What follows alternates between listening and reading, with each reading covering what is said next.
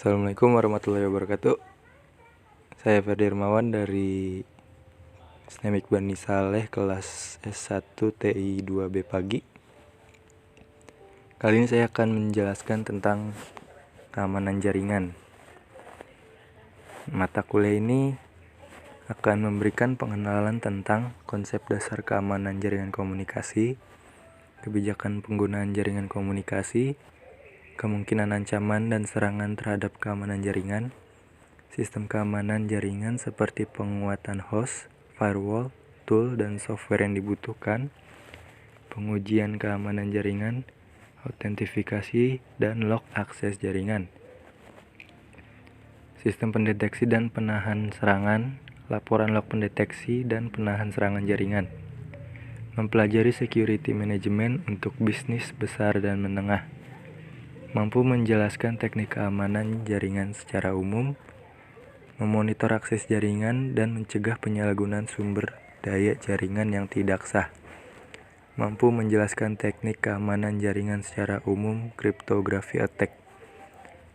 Masuk pembahasan yang pertama, konsep dasar keamanan jaringan komunikasi. Pengertian dari keamanan jaringan.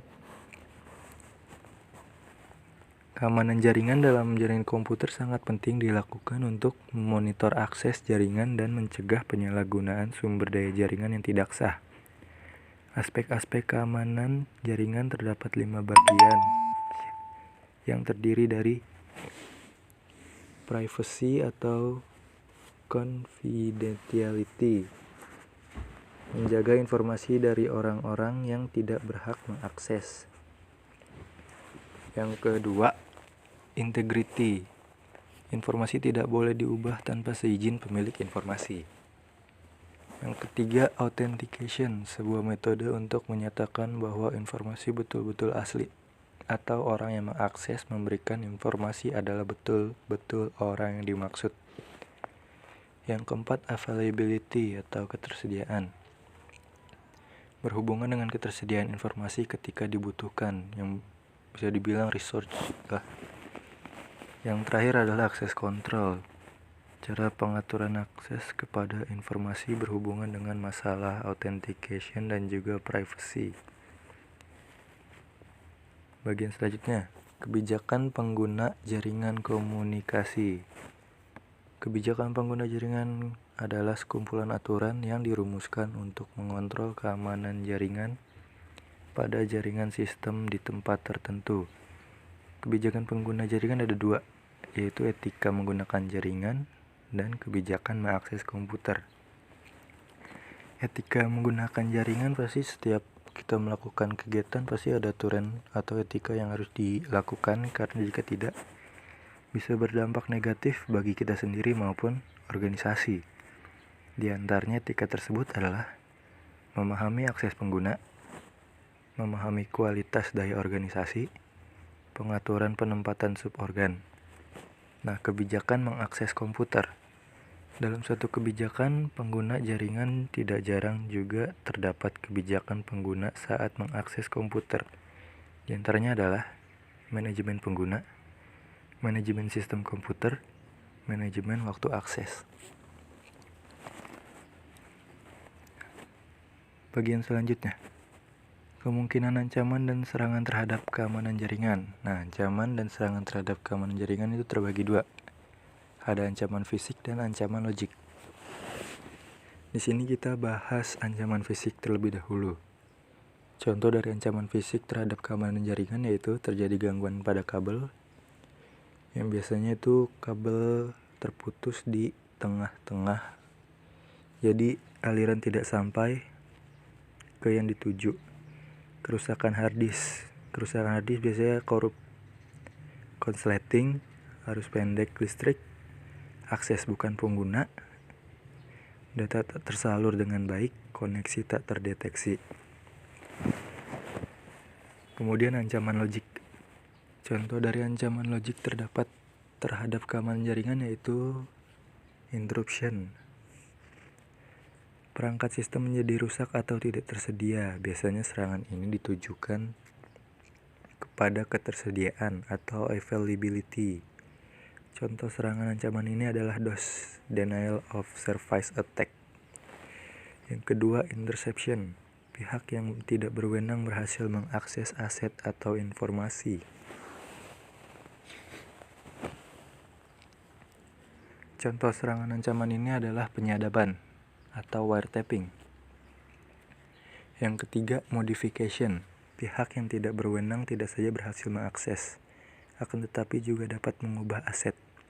Contoh serangan ancaman ini adalah mengubah isi dari website dengan pesan-pesan yang merugikan pihak web atau pemilik web. Kemudian ada fabrication. Pihak yang tidak berwenang menyisipkan objek palsu ke dalam sistem. Contoh serangan ini adalah memasukkan pesan palsu seperti email ke dalam jaringan komputer. Yang terakhir adalah malicious code. Serangan dengan menggunakan kode berbahaya menyisipkan virus, worm, atau trojan. Nah, bagi yang belum tahu, perbedaan virus, worm, dan trojan itu adalah virus program yang merusak mereplikasi dirinya pada boot sektor atau dokumen. Nah, worm, virus yang mereplikasi diri tidak merubah file tapi ada di memori aktif. Nah, worm biasanya terdapat di hard disk. Yang tadinya memori kalian banyak tiba-tiba jadi kosong tinggal sedikit. Nah, biasanya itu ada worm ya, korup jadinya. Terakhir, Trojan horse. Program yang sepertinya bermanfaat padahal tidak karena uploaded hidden program dan script perintah yang membuat setiap sistem rentan gangguan. Sistem keamanan jaringan seperti firewall, penguatan host tool, dan software yang dibutuhkan.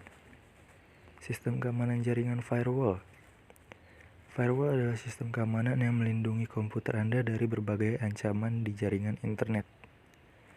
Firewall itu sendiri ibaratkan seperti tembok yang membatasi antara komputer kalian dengan internet, jaringan internet gitu. Nah, firewall itu terbagi menjadi dua, yaitu hardware dan software. Keduanya memiliki konfigurasi atau pengaturan yang berbeda, namun memiliki fungsi utama yang sama, yaitu melindungi keamanan jaringan. Firewall berbasis hardware merupakan perangkat keras yang terdapat dalam sistem jaringan. Misalnya router. Firewall ini memerlukan konfigurasi untuk dapat bekerja secara efektif.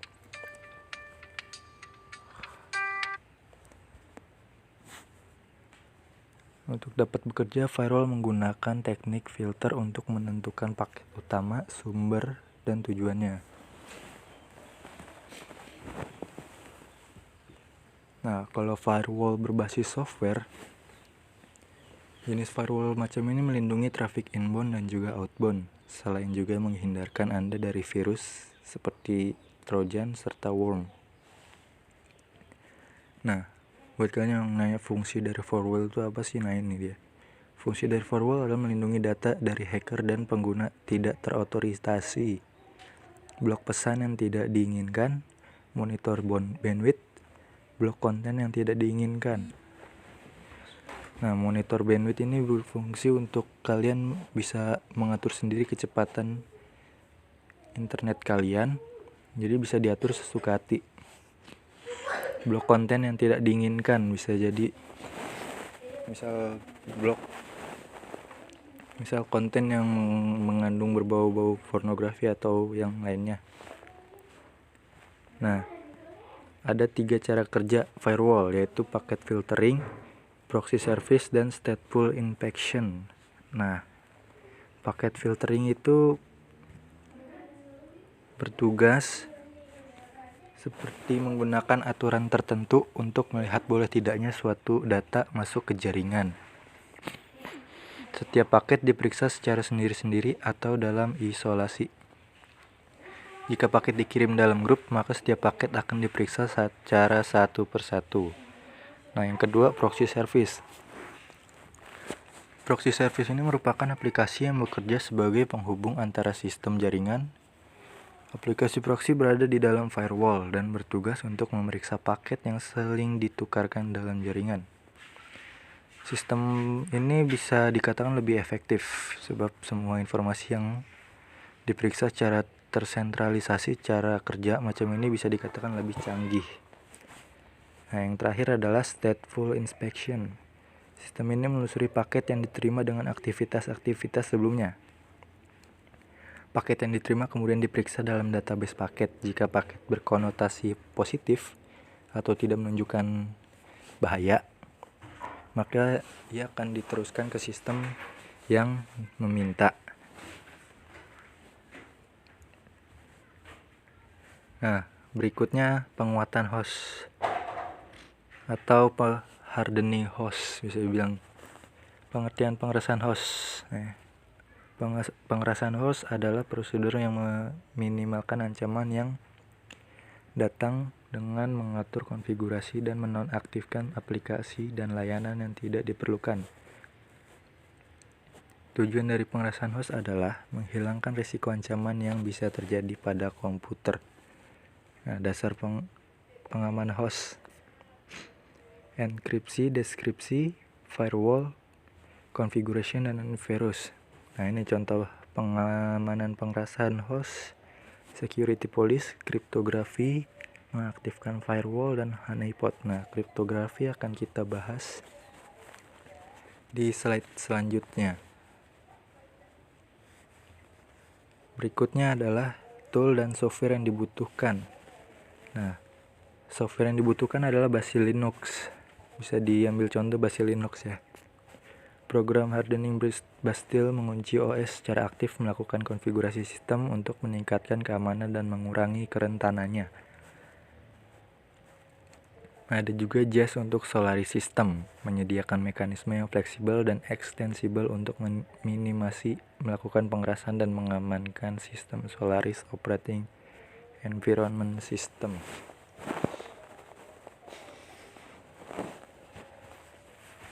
Berikutnya pengujian keamanan jaringan, autentifikasi, dan log akses jaringan. Bagi yang belum tahu, apa sih itu autentifikasi nih? Autentifikasi adalah proses memvalidasi identitas pengguna terdaftar sebelum mengizinkan akses ke sumber daya yang dilindungi.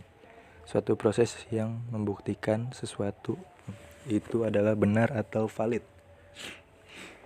Metode autentikasi yang berbasis pada kerahasiaan informasi adalah password atau PIN, digital certificate, private key, faktor-faktor autentikasi, sesuatu yang diketahui oleh user, sesuatu yang dimiliki oleh user, dan sesuatu yang ada pada user. Contoh yang diketahui oleh user itu adalah password atau PIN ya, dan private key itu. Nah, sesuatu yang dimiliki oleh user, contohnya kayak card ID. Kalau sesuatu yang ada pada user itu contohnya seperti sidik jari, lensa mata, kontak mata, bisa dibilang gitu.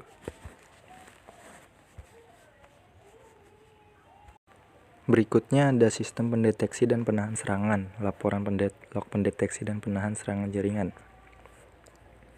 Pengertian log pendeteksi dan penahan serangan jaringan, atau biasa disebut dengan IDS atau Intrusion Detection System, adalah sebuah metode yang dapat digunakan untuk mendeteksi aktivitas yang mencurigakan dalam sebuah sistem atau jaringan.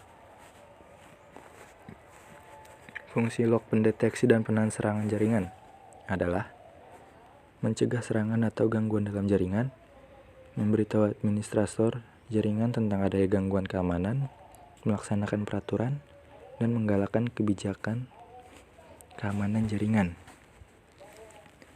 Berikutnya adalah mempelajari security management untuk bisnis besar dan menengah. Security management yaitu sistem yang untuk memberikan pemahaman yang utuh atau terpadu serta kemampuan dan keterampilan dalam merencanakan dan mendesain sistem pengamatan yang tepat, efektif, dan efisien sesuai dengan situasi dan kondisi yang dihadapi, khususnya ancaman dan gangguan yang mungkin terjadi serta kemampuan perusahaan sendiri, dan berguna untuk mencegah seawal mungkin kerugian-kerugian bagi perusahaan. Manajemen keamanan informasi merupakan aktivitas untuk menjaga agar sumber daya informasi tetap aman. Nah, tahapannya itu mengidentifikasi ancaman yang dapat menyerang sumber daya informasi perusahaan, mendefinisikan risiko yang dapat disebabkan oleh ancaman-ancaman tersebut, menentukan kebijakan keamanan informasi, mengimplementasikan pengendalian untuk mengatasi risiko-risiko tersebut. Nah, ancaman keamanan informasi ada dua juga, yaitu ancaman internal dan ancaman eksternal. Ancaman internal itu biasanya kayak keamanan jaringan kayak bocor. Kalau yang eksternal biasanya kayak kena hack sama pihak luar atau pesaing. Berikutnya adalah mampu menjelaskan teknik keamanan jaringan secara umum.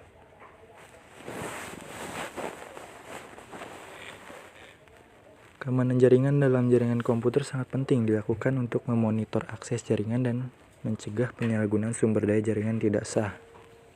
Nah, segi-segi keamanan didefinisikan dari kelima poin ini, yaitu confidentiality, integrity, availability, dan authentication. Empatnya sama ya kayak akses awal tadi, keamanan jaringan, cuma akhirnya kan kalau keamanan itu kan akses kontrol. Nah, kalau yang ini non-repudiation, mensyaratkan bahwa baik pengirim maupun penerima informasi tidak dapat menyangkal pengirim dan penerimaan pesan. Nah, keamanan jaringan ini dikontrol oleh seorang administrator jaringan yang bertugas mengelola serta menjaga seluruh sumber daya pada sistem jaringan agar kinerja jaringan lebih efektif dan efisien dilihat dari fungsi struktur dan keamanan jaringan itu sendiri. Nah, cara mencegah penyalahgunaan sumber daya jaringan yang tidak sah itu gimana sih? Yaitu install alat keamanan, menambah outsourcing tambahan, memblokir port yang tidak terpakai, sistem yang up to date, memahami tanda peringatan. Nah, berikutnya adalah mampu menjelaskan teknik keamanan jaringan secara umum, cryptography attack. Nah, pengertian cryptography attack. Kriptografi merupakan ilmu dan seni untuk menjaga pesan agar aman. Kriptografi terdapat dari dua arti kata, yaitu kripto yang berarti secret atau rahasia, nama grafi yang berarti writing atau tulisan. Nah, teknik kriptografi itu terbagi menjadi 5 bagian, yaitu substitusi, blocking, permutasi, ekspansi, dan pemampatan. Nah, kita lihat di sini substitusi sandi. Substitusi adalah jenis metode enkripsi di mana setiap satuan pada teks terang diganti oleh teks tersandi dengan sistem yang teratur. Contohnya ini tabel substitusi. Nah, ini ciphertextnya. Nah, ini contoh kita ambil dari kata substitusi, maka outputnya akan jadi seperti ini. Nah, yang kedua adalah Caesar cipher. Caesar cipher yang digunakan oleh Julius Caesar pada prinsipnya setiap huruf diganti dengan huruf yang berada 3 posisi dalam urutan alfabet. Seperti contoh huruf A diganti dengan huruf D dan seterusnya. Transformasi yang digunakan adalah seperti ini ya. Jadi ABCD berada setelah huruf Z. Huruf awalnya adalah D. Dimulai dari huruf D. Nah, ini contoh Caesar, maka dituliskan ini outputnya. Pesan yang disampaikan adalah Caesar, maka yang dituliskan atau hasilnya adalah ini FKDH-VDU. Nah, root 13. Pada sistem ini sebuah huruf diganti dengan huruf yang letaknya 13 posisi dari huruf awal. Transformasi digunakan adalah ini ABC atasnya normal. Jadi 13 huruf setelah huruf ini. Jadi N-nya di depan. Huruf pertamanya adalah N, ya. Berikutnya adalah blocking. Dengan menggunakan enkripsi blocking, dipilih jumlah lajur kolom untuk penulisan pesan.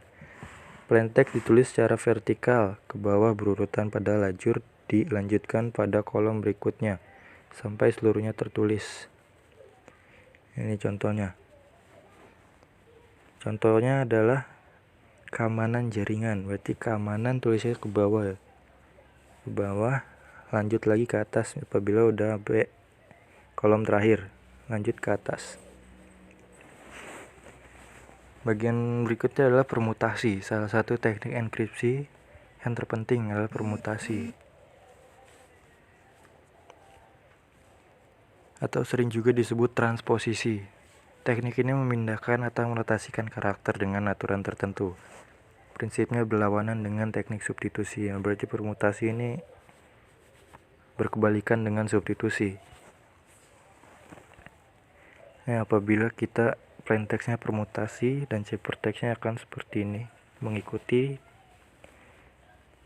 sandi yang sudah ada di atas. Berikutnya adalah ekspansi. Suatu metode sederhana untuk mengacak pesan adalah mengeluarkan pesan itu dengan aturan tertentu. Salah satu contoh penggunaan teknik ini adalah dengan meletakkan huruf konsonan atau bilangan ganjil yang menjadi awal atau suatu kata akhir itu dan menambahkan akhiran an. Kalau dimulai dengan huruf vokal diganti, atau dengan bilangan genap diganti ditambahkan akhiran i. Nah, ini contohnya keamanan jaringan, contoh plain text. Jadi amanankan jaringan jan, jadi k-nya di belakang tambahin an karena huruf vokal. Berikutnya adalah pemampatan.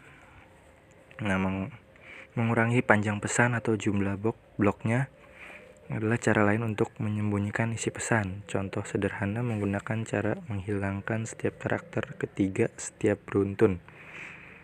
Karakter yang dihilangkan disatukan kembali dan disusulkan sebagai lampiran dari pesan utama dan diawali oleh suatu karakter khusus. Dalam contoh ini digunakan add ya.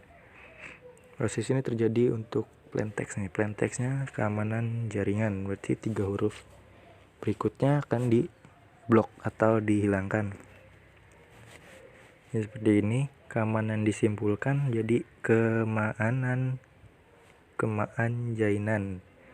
Nah, pesan yang dihilangkan itu huruf A, N, spasi, dan R sama G. Nah, ciphertext atau outputnya jadi seperti ini. Add tambah add belakang, lalu isi dengan pesan yang dihilangkan. Nah, macam-macam kriptografi teks itu, serangan terhadap kriptografi pada dasarnya adalah memecahkan atau membongkar keamanan algoritma kriptografi yang selanjutnya digunakan untuk usaha mengupas data tersandi tanpa mengetahui atau mengunci. Data yang digunakan untuk menyerang sistem kriptografi dapat diurutkan sebagai berikut. Nah, hanya diketahui ciphertext, plain text dan ciphertext-nya sesuai, diketahui plain text terpilih dan ciphertext sesuai, ciphertext terpilih dan plain text sesuai. Jenis-jenis serangan kriptografi ada serangan pasif dan aktif. Ya, sekian. Nah, ini daftar pustaka atau sumber yang saya cari dari PPT ini. Sekian dari saya, mohon maaf apabila ada kata yang kurang berkenan, mohon dimaafkan. Wabillahi taufiq wal hidayah. Wassalamualaikum warahmatullahi wabarakatuh.